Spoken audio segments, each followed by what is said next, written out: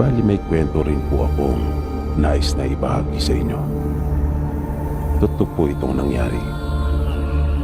Naganap ito sa probinsya ng nanay ko. Sabi ni nanay, matagal din po itong naging laman ng usap-usapan doon sa kanilang bayan noon. Ito po ay karanasan ng pinsan ng nanay ko na si Uncle Pilong. Ayon sa paglalarawan ni nanay, si Uncle Pilong ay mabait at maalalahanin. Masipag din po ito at tumutulong talaga sa kanilang mag-anak. Kaya kahit mahirap ang buhay nila noon, ay hindi sila sumasala sa pagkain. Dahil na rin sa pagtsatsaga ni Uncle Pilong. Nang maganap ang trahedyang ito, 20 anyos na sila. Natutubo kasi ni nanay ang pinsan niya. Bukod sa mga gawain sa bukid, ang isa pang pinagkakaabala ni Uncle Pilong noon ay ang pag-uuling at paggawa ng suka mula sa nyug. Isang araw, nagulat na lang sila nanay nang mabalitaan nilang napatay umano si Uncle Pilong. Talagang hindi sila makapaniwala dahil napakabait nitong tao at mahusay ding makisama. Kaya kahit abala silang nagtatrabaho nun sa bukid, ay iniwan talaga nila ang kanilang ginagawa at sumadsad sa bahay nila Uncle Pilong. At doon nga ay napatunayan nilang patay na nga ito. Nakita nila ang kalunos-lunos na sinapit nito. Noong mga panahong iyon ay hindi pa uso sa kanilang lugar ang imbalsamo, lalo na at malayo ang sa kanila. Nasa bulubundukin kasi silang bahagi ng kanilang probinsya.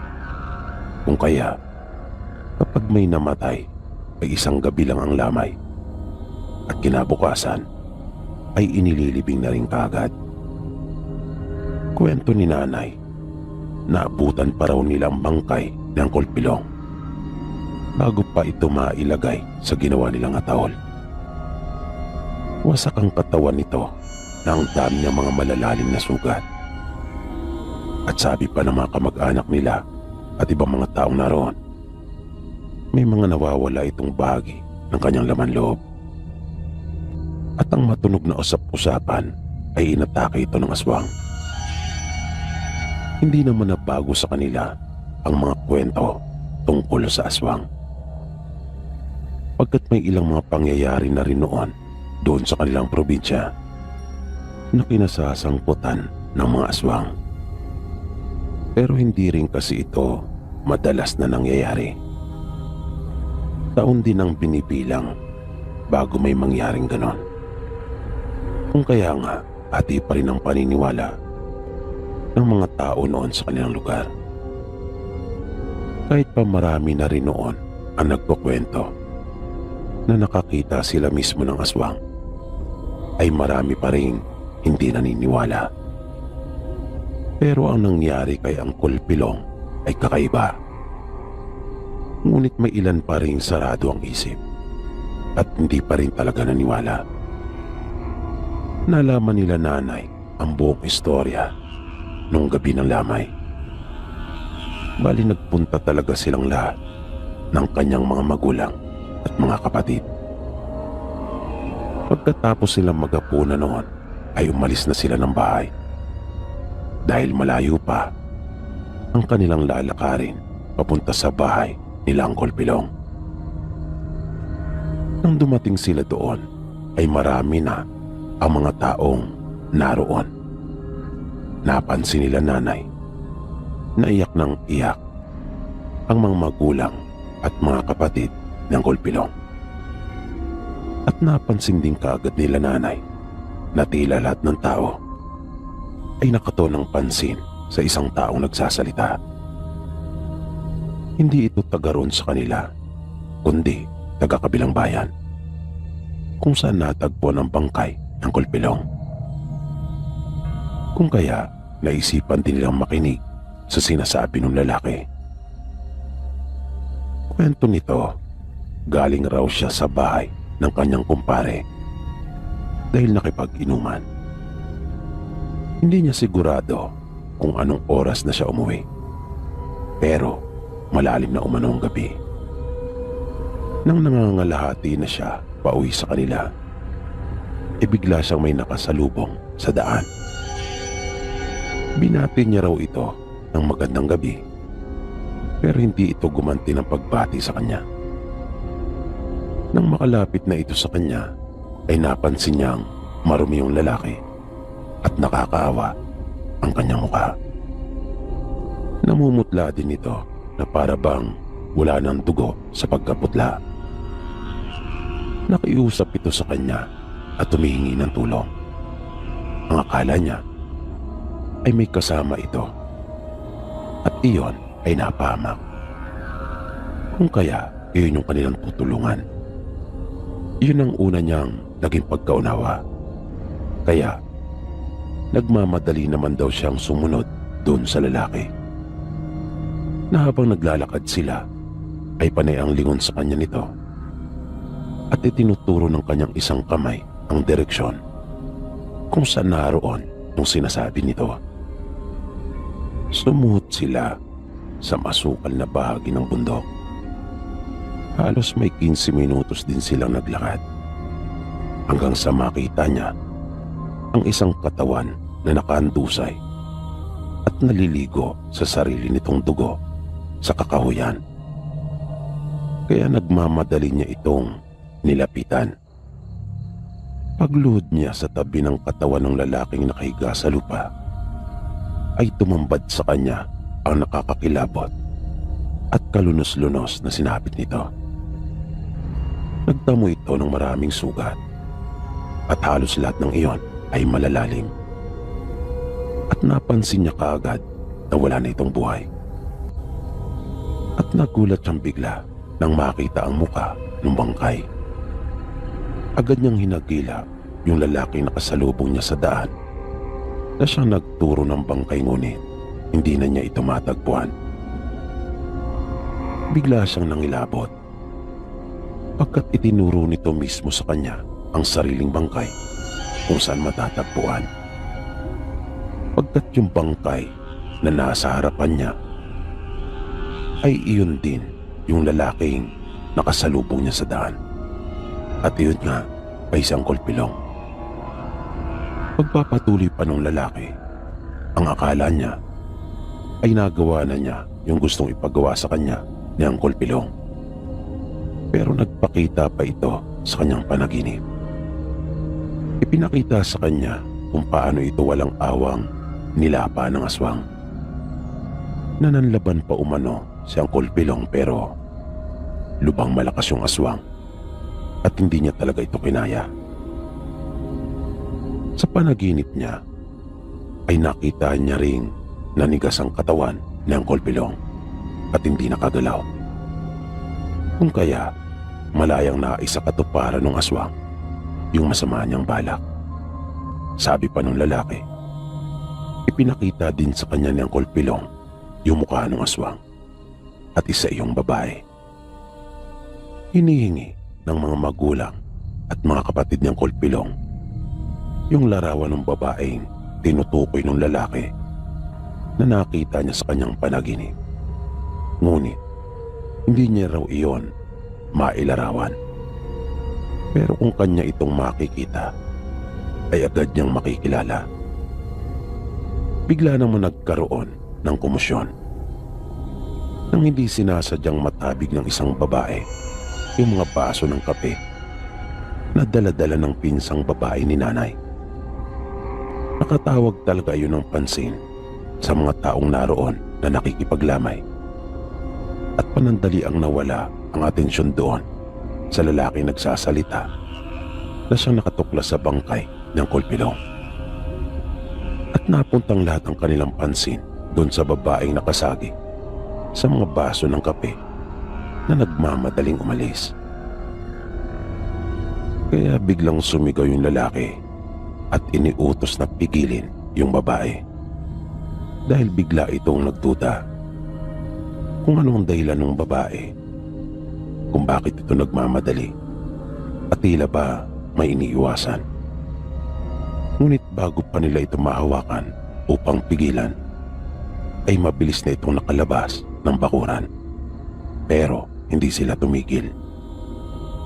Kanila itong sinundan.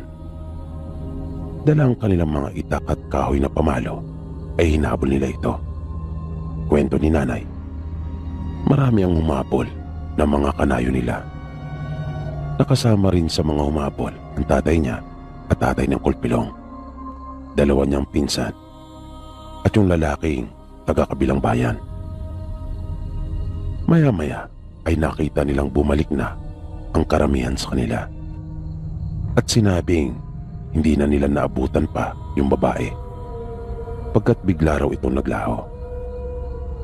Pero yung mga malapit na kaanak ng Kulpilong at yung lalaki ay hindi pa rin nakabalik. Hanggang sa nauna nang umuwi sila nanay kasama ang mga kapatid niya sa kanilang bahay. Nang mga madaling araw na ay nagulat sila nanay. Nagising sila nang marinig ang tinig ng kanilang mga magulang. Pagpasok ng mga ito sa bahay ay agad na nanghingi ng kape ang tatay nila. Kung kaya, ipinagtimpla naman ito ni nanay. Habang nagkakape, ay kinuwento nito na nahuli nila yung babae. At ito yung sinasabi ng lalaki na ipinakita sa kanya ng Kulpilong sa panaginip. At totoo ngang aswang yung babae. Dahil nung huli, ay inilabas din nito yung tunay niyang anyo. Na sinubukan pa raw silang ipailalim sa udom nito. Buti na nga lang at marunong din pala yung lalaki na taga-kabilang bayan at nakontra niya kaagad yung ginagawa ng aswang.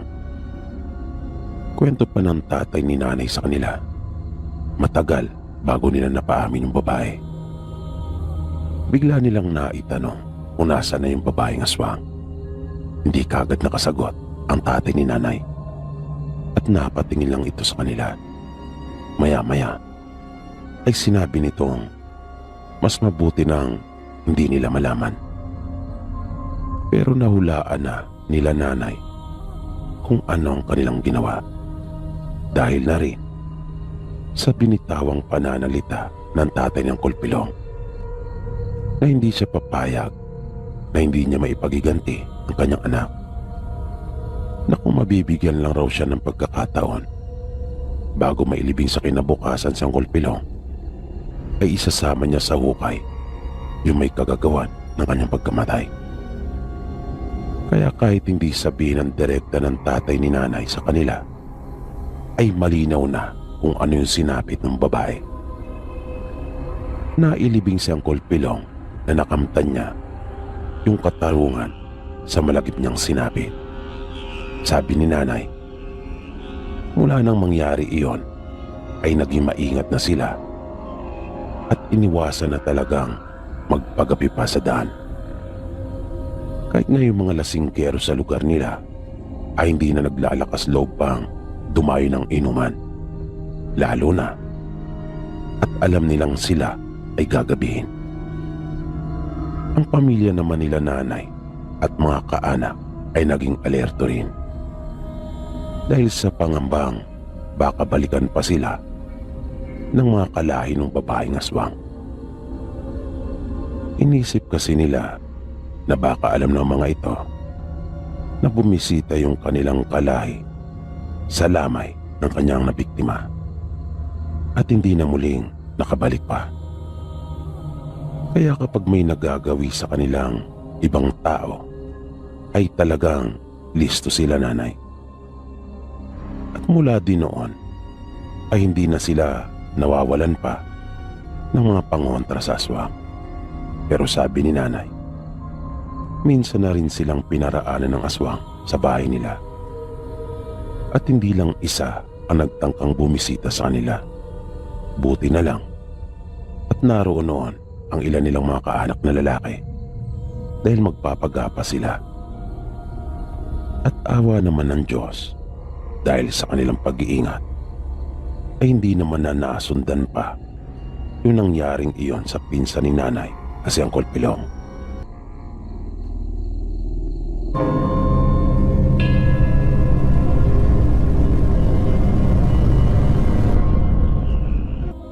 Ang ibabahagi ko po sa inyo ay naganap maraming taon na ang nakalipas.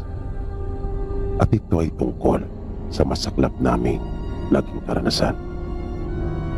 Ang totoo po, hindi ako naniniwala sa mga kwentong katatakutan at kapabalagan dati.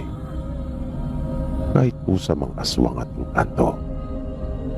Kahit nga po yung mga sanib at kulam na sinasabi, ay hindi rin ako noon naniniwala.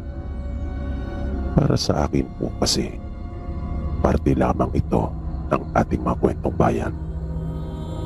Pero nagbago pong lahat ang paniniwala kong ito nang maranasan ko mismo yung mga hindi pangkaraniwang pangyayari sa aking buhay. Sa totoo lang po, ilang buwan na akong nakikinig sa inyong mga kwento. Pero ngayon lang talaga akong nagpasya na ibahagi. Kasi tuwing papalaking ko ay nagdadalawang isip talaga ako. Dahil na rin po sa grabing nangyari sa pamilya namin. Naninirahan po kami noon sa probinsya nila nanay. Masaya naman kami kahit pa medyo may kahirapan ang aming pamumuhay. 3 na po kaming magkakapatid noon at ako po ang pangalawa. Ni minsan ay hindi ko nakikitang nag-away yung mga magulang namin. Mahal nila yung isa't isa at pareho silang malapit. At dahil sa ipinapakita nilang magandang pagsasamahan, kung kaya marahil ay iyon din ang namana naming magkakapatid. Magkakasundo kami at hindi rin nag-aaway. Ano pat mahal na mahal namin ang isa't isa, lalong-lalo na yung mga magulang namin. Isang araw ay biglang dumating sa bahay namin ang tsuy ni nanay. Galing kami sa paaralan ng ate ko noon at nadatnan na namin nasa bahay ito. Pinakilala siya sa amin ni nanay. Yun pa lang kasi yung unang pagkakataon na ito ay nakita namin. Mukha naman siyang mabait pero hindi gusto ni ate yung pansamantalang pagtira ng tsuy ni nanay sa bahay namin. Nang minsang magkausap kami ay sinabi niyang may nararamdaman siyang kakaiba sa lolo namin at masama yung nararamdaman niya. Sinabi ko naman noon sa ate ko na hayaan na lang dahil total naman ay sandali lang ito at hindi magtatagal. Makaraan ng ilan pang araw, pati ako ay may napapansin ng hindi maganda. Hindi lang tungkol sa madalas na paglabas nito ng bahay namin at pakikipag-inuman, kundi yung mga kakaibang bagay na ginagawa niya. Minsan nga ay nakita ko itong nakaluhod. Nakapikit siya at hindi gumagalaw, na may nakatali pang itim na tela sa kanyang ulo. At kapag kakain kami ay hindi talaga ito sumasabay sa amin. Kahit ano pang pilit ang aming gawin ay hindi talaga ito sumasabay. Kaya kahit isang beses ay hindi ko ito nakitang kumain. Isang araw, nang pagkagaling ko sa paaralan, ay naabutan ko itong may ipinapahid sa kanyang buong katawan. Wala noon ang mga magulang namin at kasama nila yung bunso naming kapatid. Habang si ate naman ay nasa paaralan pa. Sa takot ko ay lumabas na lang uli ako ng bahay. Naging maingat ako at hindi ko talaga ipinaalam na ako ay dumating na. Dahan-dahan akong lumabas ng pinto. Halos gumapang na nga ako Pagkat ayoko talagang malaman niyang naroon ako. Nang makalayo na ako ng bagya sa bahay namin, ay saka pa lang ako tumayo at kumaripas ng takbo. Nanatili pa ang tsuhin ni nanay sa amin ng ilan pang mga araw. At habang nagtatagal siya sa amin, ay unti-unti kong nakikita yung mga pagbabago sa kanya. Lalong-lalo na pagdating sa kanyang mukha. Halos hindi ko na nga magawang tumingin pa sa kanya dahil na rin sa takot. At yung tatay namin ay hindi na nilubayan ng sakit. Lagi na lang siyang may dinaramdam sa kanyang katawan. At madalas kapag gabi, kapag lumabas na ng bahay ang tsuhin ni nanay, makalipas lang ang ilang minuto, ay nakakaramdam na kami ng mga pagkilos doon sa aming bubungan. Pero hindi doon nagtapos ang lahat. Dahil isang gabi ay umuwi ito sa bahay namin na may mga sugat at duguan, na nangingintab din ang kanyang katawan dahil sa ipinahid niyang langis. Hindi na bagong bagay para sa akin iyon, dahil sa nakita ko na nga siyang minsan na ginagawa iyon. Galit na galit siya noong mga oras na yon at kinuha niya yung itak ni tatay na nakasabit sa dingding. Alanganing oras na noon kung kaya natutulog na kami. Nagising na lang ako at si ate dahil sa ingay na aming narinig. Tinanong siya ni nanay kung ano ang nangyari. At sinabi naman niyang mayroon daw siyang nakaaway sa inuman. Pinagtulungan umano siya. Maya-maya ay marami na ngang tao sa labas ng bahay namin. Kaya nagtaka ang mga magulang namin. Naisip nilang parang hindi lang yata yung mga kainuman niya ang galit sa kanya. Parang kalahati yata ng baryo namin ay magkakasamang nagpunta at hinahanap siya. Nagliwanag yung labas ng bahay namin dahil sa mga dala nilang sulo. May mga dala din silang itak at mga bagakay. At gusto talaga nilang patayin ang tsuhin ni nanay. Kaya nagsimula na magduda ang tatay namin. Hanggang sa biglang may sumigaw sa labas at pilit na ipinalalabas kanila nanay ang tsuhin niya. Na narinig talaga namin sinabi nila na aswang umano ito.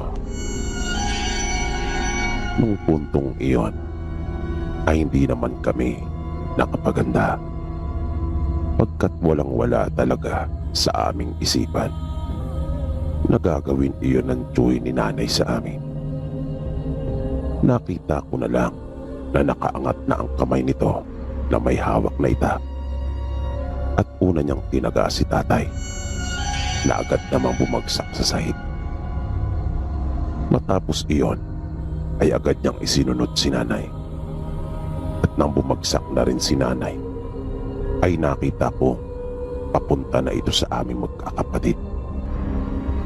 Sa sobrang takot ko ay napatakbo na ako at lumundag sa may bintana. Narinig ko pa yung mga nakakatakot na sigaw ng mga kapatid ko pero wala akong magawa. Tumakbo ako sa mga tao at humingi ng tulong. Pinasok nila ang bahay namin pero hindi na nila naabutan yung tsuhin ni nanay na nakapagtataka talaga dahil bigla na lang itong nawala. Nang wala ng panganib ay saka pa lang ako pumasok muli ng aming bahay at nakita kong inaasikaso na nila yung mga magulang at kapatid ko. Nagkalat ang dugo sa bahay namin. Nakita kong kapwa pa humihinga yung mga magulang namin pero pareho din silang maluba ang tama. Habang yung ate ko at bunso naming kapatid ay pareho nang hindi gumagalaw. Sinubukan pang dalhin ng mga kababaryo namin silang lahat sa paggamutan. Pero hindi na talaga umabot pang buhay yung mga kapatid ko. Mapalad naman na parehong nabuhay yung mga magulang namin. Pero hindi na naging maganda yung pagsasama nila. Nasira na ito ng tuluyan. Nasira na yung buhay namin. Dahil sa kawalang hiyaan ng tsuhin ni nanay na isa palang aswang. Na hindi pa pala ito nakontento nung gabing iyon. Na matapos pagtatagain yung mga magulang at kapatid ko ay nanagapang pala ng maraming tao. Ayon sa balitang nakarating sa amin, lahat umano ng makasalubong nito sa daan ay walang pag-aalinlangan niyang tinataga. Dumayo pa nga umano ito sa isang lamay at lahat ng naroon ay kanya ring walang habas na tinaga. Na ultimo kahit patay ay hindi rin niya pinalampas. Sabi ng isang matandang kakilala namin, ang nakikita niyang dahilan na maaaring ikinagalit nito ay marahil yung pagkakabisto ng mga taga roon sa amin ukol sa pagiging aswang niya. Nasa tindi ng kanyang galit ay nakita ko talaga wala ito sa kanyang sarili at katinuan. Para siyang may sapi, para itong sinaniban ng demonyo. Na sa tuwing maaalala ko yung pangyayaring iyon, ay napapapikit na lang talaga ako kapag nakikita ko yung kanyang nakakatakot na mukha sa aking alaala. Sinisi ni tatay si nanay kung bakit pinatuloy pa niya sa bahay namin ang kanyang tsuhin. Kung dati-rati ay hindi ko sila nakikita nag-aaway, nung mga panahong iyon ay halos araw-araw. Wala nga yatang sandali na hindi sila nag-aaway at nagbabangayan. Hanggang sa isang araw ay nagpasya na lang si tatay. Nagulat talaga ako noon nang hindi niya ako papasukin sa paaralan. Humahanap siya ng tiyempo. At nang umalis na si nanay ng bahay para mamalengke, ay itinakas na niya ako. Sumama naman ako kay tatay dahil naunawaan ko siya. Na ang tanging hangad lang talaga niya ay yung kaligtasan ko. Nangangamba kasi noon si tatay na baka bigla pang bumalik sa bahay namin ang tsuhin ni nanay. Natakot siya baka bigla na lang itong sumulpot doon sa bahay namin at patayin din ako.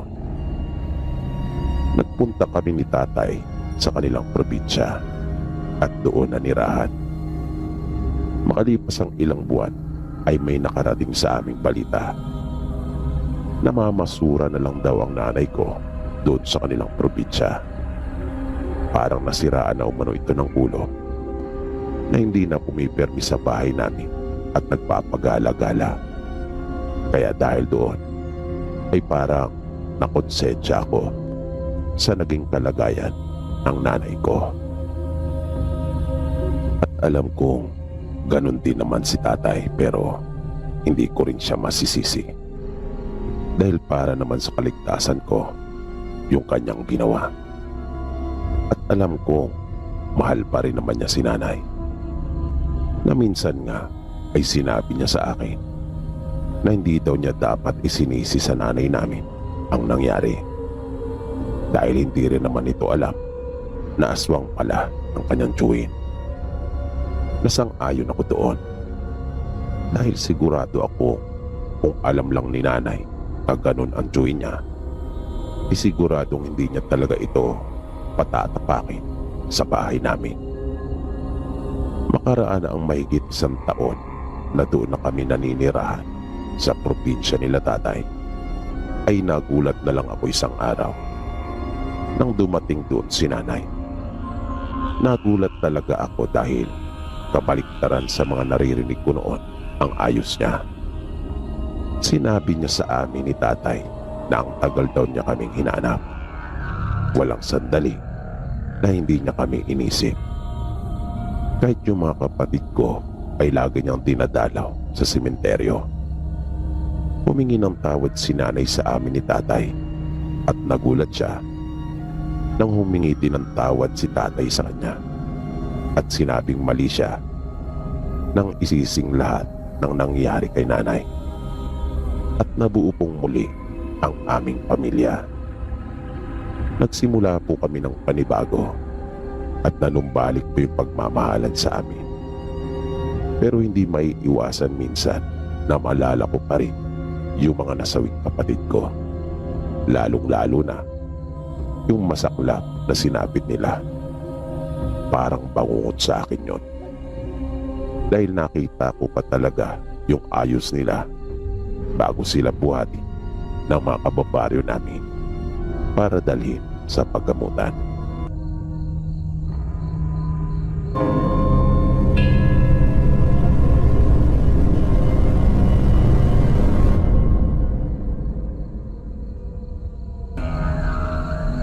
Matagal na itong nangyari, pero hindi pa rin talaga mawala sa isipan ko. Mayroon po kasi akong naging kaklase nung nag-aaral pa ako noon sa probinsya na naging kaibigan ko rin nung huli. Tawagin na lang po natin siya sa pangalang Maricar. Mabait si Maricar, Sir Pipi.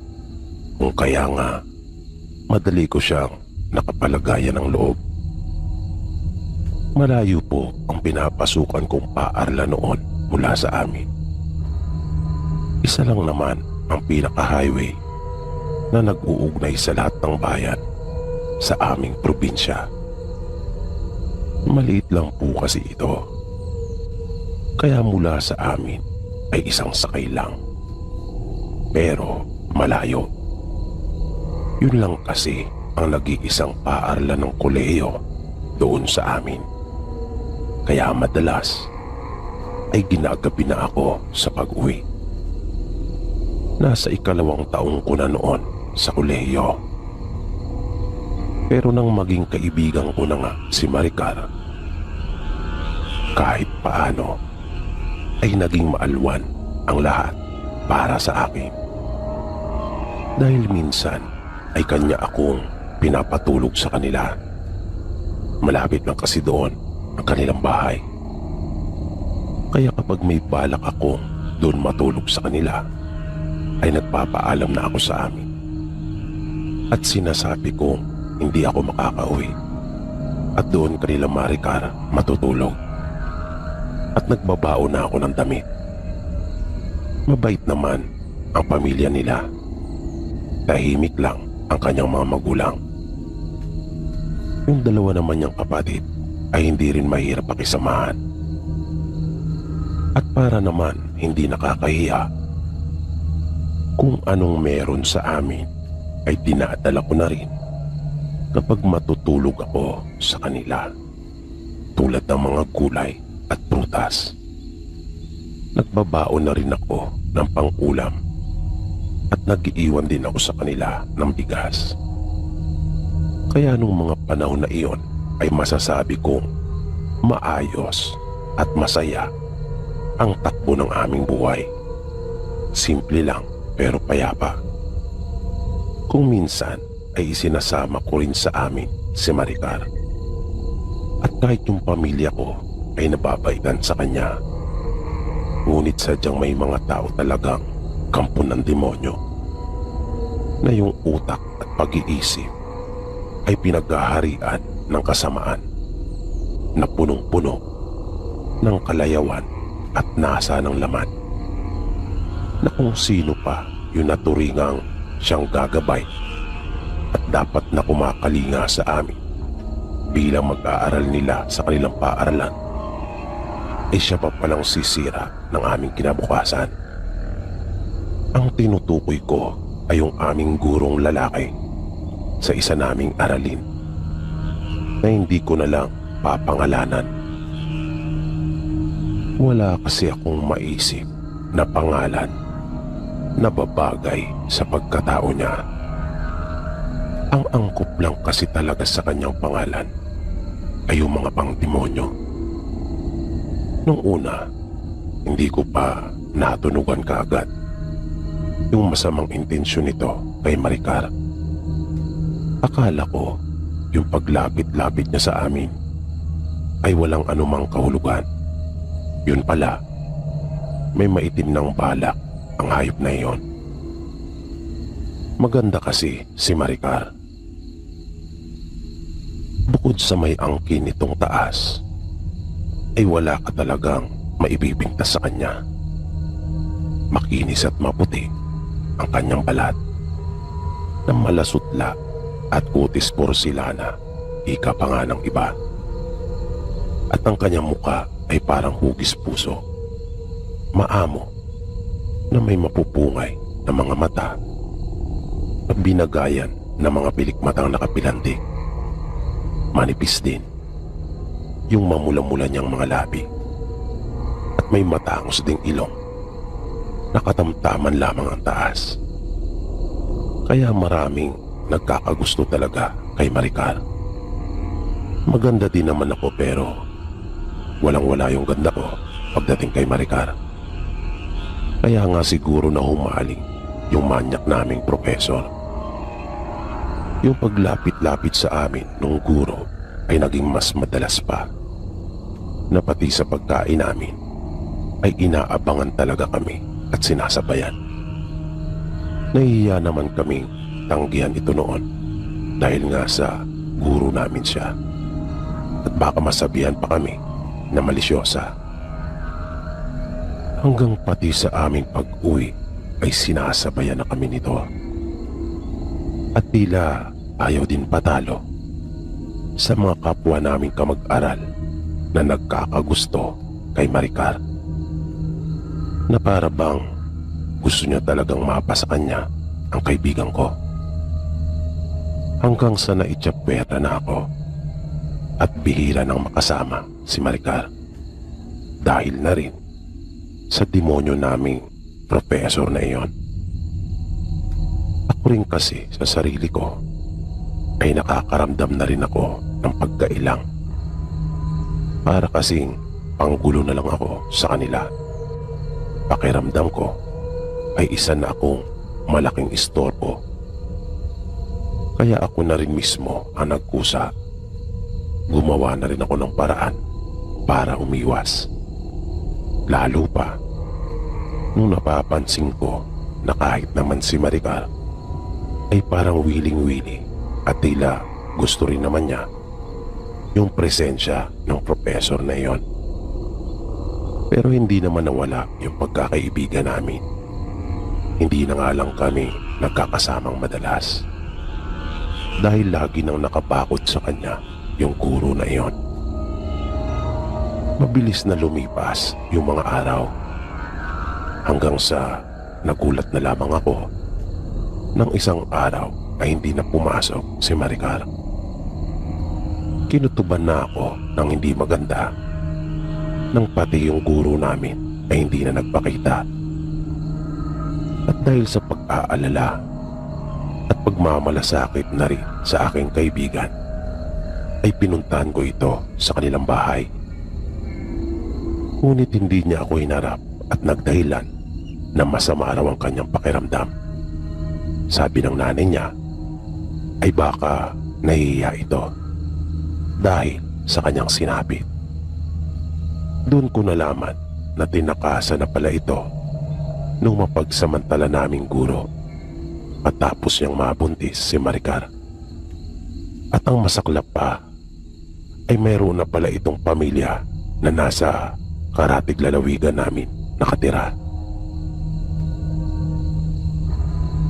Kahit malumanay yung pagsasalita ng nanay niya, Habang nakikipag-usap sa akin, ay ramdam ko yung sama ng loob nito dahil sa nangyari sa kanilang anak. Pero ang mga sumunod na nangyari ay talagang hindi ko lubos na inaasahan. Hindi maabot ng isipan ko kung paanong naganap iyon. Parang hirap talaga akong paniwalaan na nangyari ang mga bagay na iyon.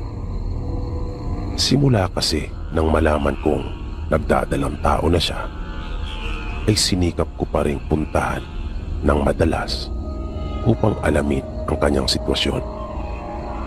Hanggang sa hinarap na rin niya ako at humingi ng paumanin sa akin. Sa madalas kong pagbisita ay nabanggit sa akin ni Maricar na hindi niya talaga ginusto na siya ay mabuntis. Pero inamin niyang tinanggap niya yung guro namin at naging sila. Pero wala talaga siyang balak na gawin yung bagay na iyon. Kaya lang ay niloko siya nung guro namin. Nangyayain siya nito sa isang handaan at magsinungaling.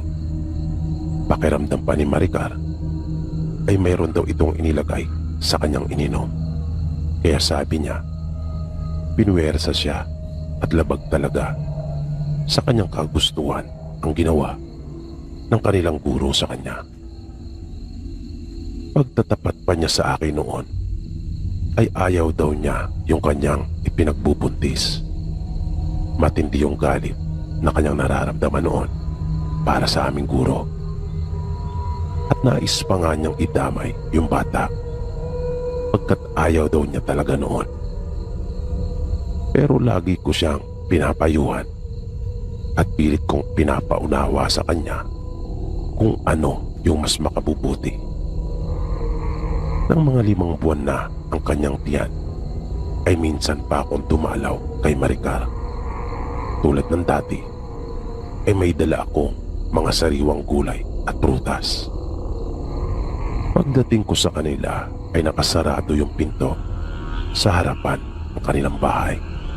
O kaya, umikot ako sa likod upang doon ko na lang ilagay ng diretso yung mga dala ko sa kanilang kusina. Sanay na kasi ako sa kanila at hindi na rin naman kasi iba ang turing nila sa akin. At ganun din naman ako sa kanila. Pero laking gulat ko nang maabutan ko ang isang babaeng nakalupasay sa lupa sa tapat ng lababo. At abalang-abala na may pinapangus ito.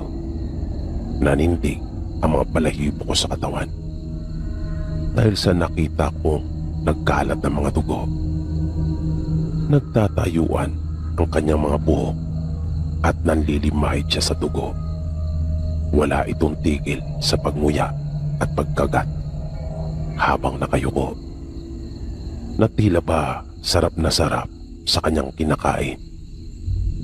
Pakiramdam ko ay bumaliktad ang sikmura ko dahil sa aking nakita. Naintakutan talaga ako dahil malinaw na sa akin kung anong uri ng nilalang yung nasa aking harapan. Pagkat nakita ko ang maliit na kamay at paa, nakabahagi ng kanyang kinakain. Isa itong aswang. Napasuka akong bigla. At tila doon pa lang niya ako napansin. Kaya bigla itong napatigil at tumingala. Napatingin siya sa akin. Nagkalat ang dugo sa kanyang bibig maging sa palibot nito. Pati ang kanyang muka ay halos mabalot na rin ng malansang dugo. Yung takot na nararamdaman ko ay napalitan bigla ng awa nang mapagsino ko ang aking kaharap. Si Maricar, ang matalik kong kaibigan. Gusto ko siyang yakapin. Gusto ko siyang damayan sa kung anumang sakit na kanyang nararamdaman, lalo na nang makita ko ang luha na nangilit sa kanyang mga mata. Pero tila huli na ang lahat. Kaya, mas minabuti ko na lang ang lumayo na muna. Kaya nagmadali ako. Iniwang ko na siya at mabilis na nilisan yung lugar. Nalaman ko na may lahi pala talaga silang aswang. Na ipinagpasalamat at naunawaan ko kung gaano pinahalaga ni Maricar yung aming pagkakaibigan. Dahil ni minsan ay hindi nila ako pinadaanan ng kanilang mag-anak. Hindi nila pinagtangkaan ang aking buhay at hindi rin nila ako hinawaan. Yun nga lang, marahil ay hindi talaga gusto ni Maricar yun ang nangyari sa kanya. Nung huli, napalitaan din namin at naging matunog yung usap-usapan doon sa aming paaralan ang tungkol sa biglaang pagkamatay ng mapagsamantala naming guro na iyon, na malakas ang kutob ko may malaking kinalaman ang mag-anak ni Maricar.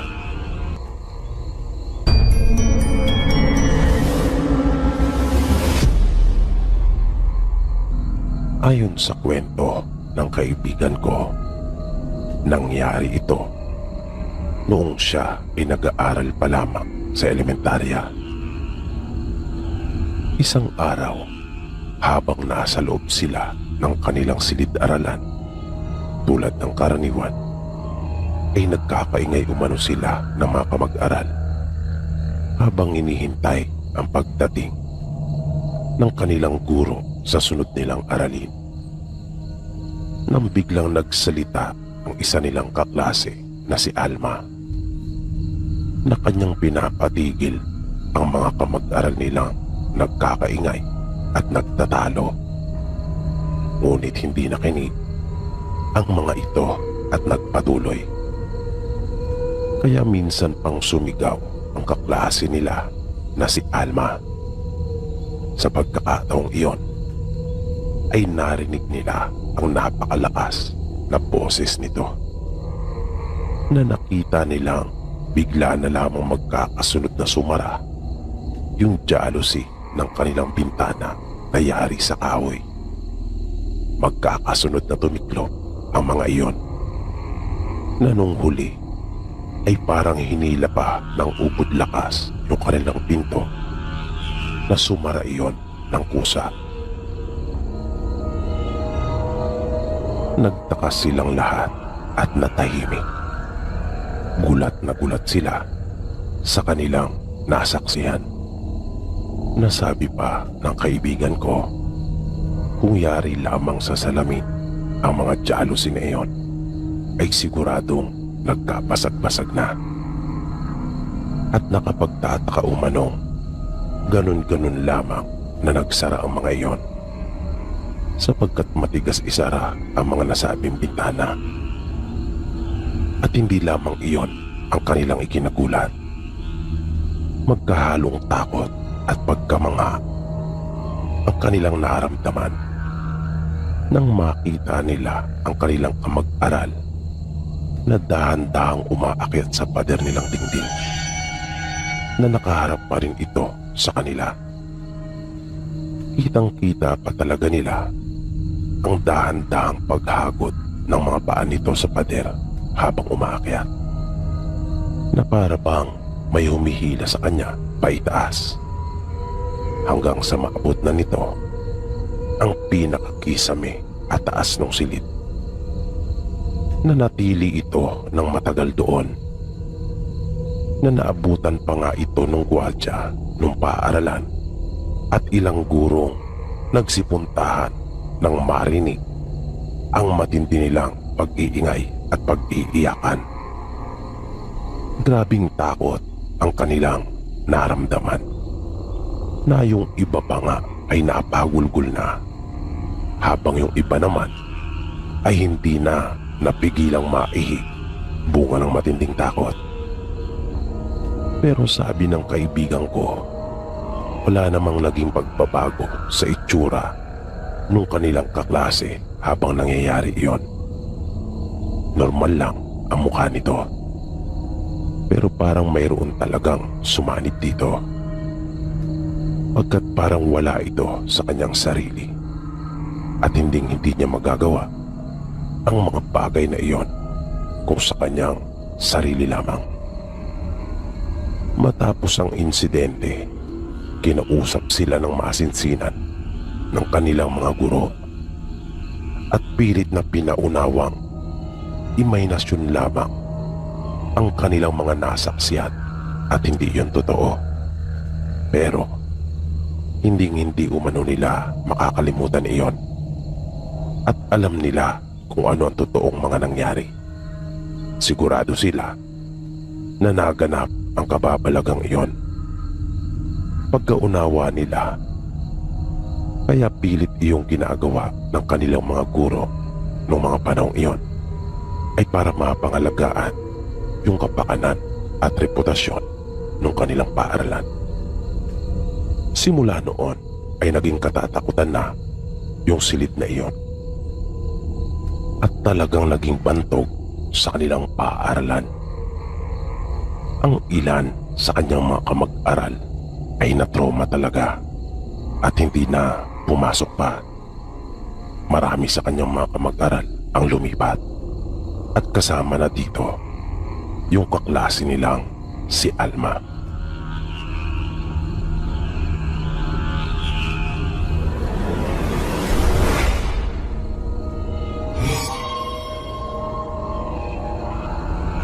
Ang sunod nating kwento ay mula naman sa isa nating masukiting tagapakinig na nagpakilalang si JC.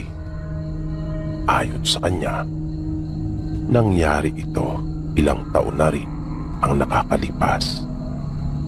Bakasyon noon sa kanilang paaralan at naisipan nilang magpunta sa probinsya ng isa nilang kaibigan. Hindi naman ito tawid dagat pero napakalayo umano ng kanilang biniyahe sakay ng bus. 5 silang lahat noon, bali 3 lalaki at 2 babae. Ang 2 babae na sina Michelle at Laika, ayun pa lang ang unang pagkakataon na makakasama sa kanila sa mga ganong uri ng lakaran. Kaya talaga namang excited ang mga ito. Marami silang plano na magkakaibigan noon kapag dumating na sila doon sa bahay nila Andy. Kwento ni JC, maayos naman ang kanilang naging pagbiyahe. Nang sapitin na nila yung pinakabayan ng probinsya, ay bumaba na sila ng bus. Mula doon ay sasakay pa sila ng tricycle papunta sa bahay nila Andy. Pero nagpasya na muna silang mamili ng lahat ng kanilang mga kailangan para sa gagawin nilang mga aktibidad tulad ng paliligo sa talon. Naisipan na rin nilang bumili ng pasalubong. Habang naglilipot sila sa bayan, ay nawili naman yung 2 babae nilang kasama sa pamimili ng mga damit. Kung kaya, iniwan muna sila nila JC at sinabing babalikan na lang. Nang nakapamili na sila ng lahat ng kanilang mga kailangan, ay kanila nang binalikan sina Michelle at Laika. Pero nagulat sila nang maabutan nilang nakikipagtalo na ang mga ito sa mga tinderang naroon. Kaya mabilis silang namagitan at inawat ang kanilang mga kaibigan. Nakinig naman ang 2, pero nang tatalikod na sila at aalis na, ay muli silang nakarinig ng mga hindi magagandang salita mula sa isang tindera. Kaya napalingong muli si Michelle at hinarap yung babae. Sinagot niya ito at nakipagpalitan na rin siya ng mga maaanghang na salita dito. Napansin naman ni JC na tila may ibinubulong yung isa pang tindera. Kaya nag-alala na siya.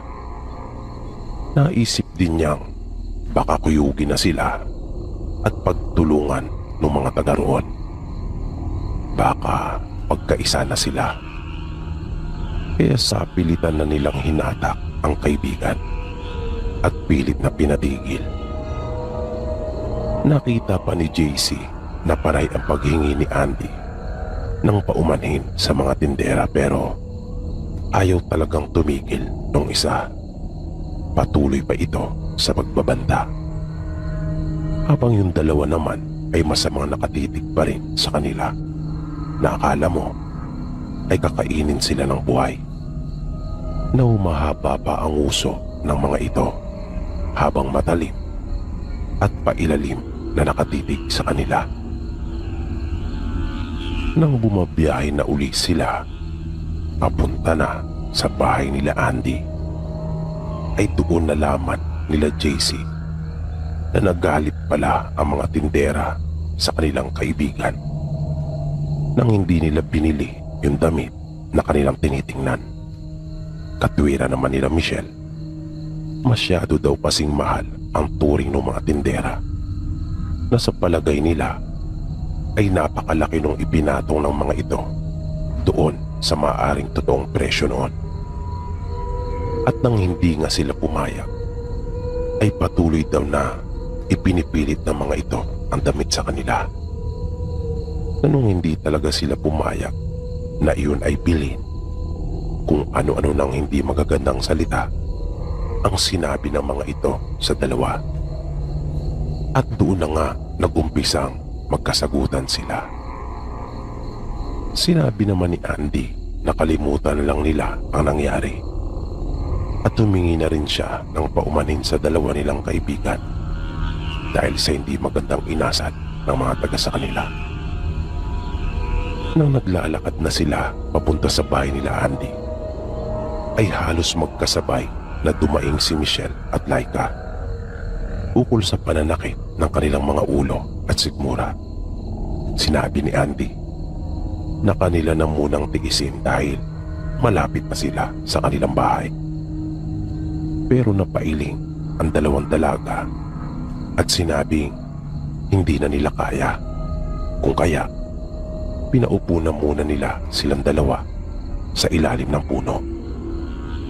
Nagpasya si Andy na siya na lang muna ang dumiretso sa kanila para makahingi na rin ng tulong sa kanyang mag-anak. Pagdating niya sa kanila ay nataon namang bukod sa kanyang mga magulang at kapatid ay naroon din ang kanyang tiyuhin at mga anak nito. Isang manggagamot ang tiyuhin ni Andy. Kaya agad niyang sinabi sa kanila na naroon ang kanyang mga kaibigan na naghihintay at nagpatulong siya. Mabilis nilang pinuntahan sila JC at Carlo kasama na ang dalawang babae na nung mga oras na iyon ay nagsusuka na at nanghihina. Pagkakita ng tiyuhin ni Andy sa kanila ay agad nitong nasabi na masama na ang lagay ng mga ito. Kaya pinabuhat na niya sila Michelle at dinala sa bahay nila Andy. Doon ay agad silang ginamot ng tiyuhin ni Andy na si Mang Alfonso. Sabi nito, mabuti na lang at kanya pa umanong na agapan dahil kung hindi ay sigurado ikamamatay umano iyon ng mga dalaga. Ikinuwento ni Andy yung nangyari. Kaya lalong naisiguro ng kanyang tiyuhin na tama nga siya dahil may nagpalipad hangin umano sa dalawa. Naisip naman ng tiyuhin ni Andy na ibalik yung masamang orasyon na iyon doon sa nagbigay, na walang dudang iyon ay yung isa sa mga tindera na nagbanta pa at animoy mayroong binubulong. Simula noon, ayon kay JC, tuwing mapupunta siya sa ibang lugar ay iba yung pag-iingat ang kanyang ginagawa. Lalong-lalo na sa mga taong noon pa lamang niya makakasalamuha.